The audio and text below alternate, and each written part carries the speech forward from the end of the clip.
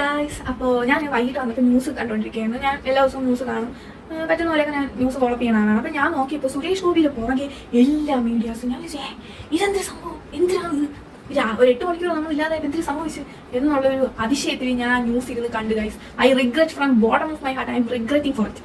അതായത് സുരേഷ് ഗോപി ഇവിടെ ഇല്ലായിരുന്നു, ഫോർ എന്തോ വർക്ക് പർപ്പസ് ആയിട്ട് പുള്ളി എവിടെയായിരുന്നു. പുള്ളി ഇന്നാണ് വന്നതെന്ന് തോന്നുന്നു. മീഡിയാസ് എല്ലാം സുരേഷ് ഗോപിയുടെ ബാക്കിയകത്ത് മൈക്കും വെച്ചുകൊണ്ടിരിക്കുകയാണ്. എന്തിനെന്നറിയാമോ? 2 ആഴ്ചയ്ക്ക് മുമ്പ് നടന്ന സിസ്റ്റർമാരുടെ അറസ്റ്റിനെ കുറിച്ച് സുരേഷ് ഗോപി ഒന്നും പറഞ്ഞില്ല. അതുകൊണ്ട് സുരേഷ് ഗോപി അതിനെക്കുറിച്ച് എന്തെങ്കിലും പറയാം.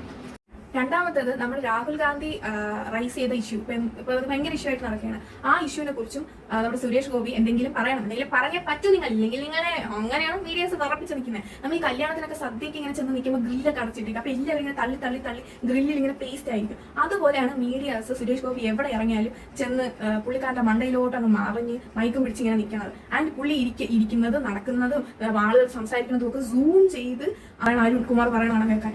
ഇവിടുന്ന് നേരെ പുള്ളിക്കാരൻ അങ്ങോട്ടായിരിക്കും പോകുന്നത്. അവിടെ പോയിട്ട് പുള്ളിക്കാരൻ അങ്ങനെയായിരിക്കും ചെയ്യുന്നത്. രാഷ്ട്രീയ തന്ത്രങ്ങൾ പുള്ളി മെനയുകയായിരിക്കും. അതായത് സുരേഷ് ഗോപി അടുത്ത് എന്ത് ചെയ്യാൻ പോകുന്നു എന്ന് മീഡിയക്കാർ ഇവിടെ ഇരുന്ന് ഗണിച്ച് പറയുകയാണ്. What A beauty, wonderful media അല്ലേ? ഞാൻ ചോദിക്കാം, 2 ദിവസം മുമ്പ് ഒരു കുട്ടി ഇവിടെ സൂയിസൈഡ് ചെയ്തു.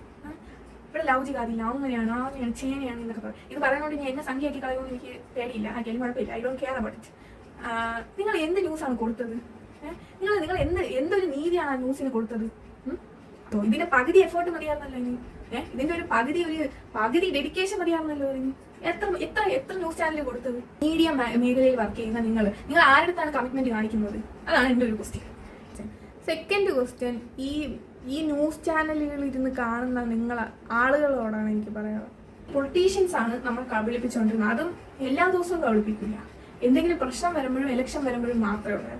എന്നാൽ ഈ മീഡിയാസ് ഡെയിലി നമ്മളെ കളിപ്പിച്ചുകൊണ്ട് നമ്മളെ പൊട്ടന്മാരാക്കിക്കൊണ്ടാണ് അവരിയ്ക്കുന്നത്, കണ്ടുകൊണ്ടിരിക്കുന്നത്. അവരെ ഈ ചാനൽ കണ്ടുകൊണ്ടിരിക്കുന്ന നമ്മളെ അവർ പൊട്ടന്മാരാക്കിക്കൊണ്ടാണ് ഇരിക്കുന്നത്.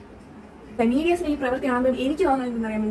BJPയുടെ വളർച്ചയിൽ ഇവിടുത്തെ മീഡിയാസ് ഉൾപ്പെടെ എല്ലാവരും പേടിക്കുന്നു. ഇവിടെ BJP ഇവിടുത്തെ പ്രവർത്തനങ്ങൾ കണ്ട് പേടിക്കുന്നു. I don't know Y.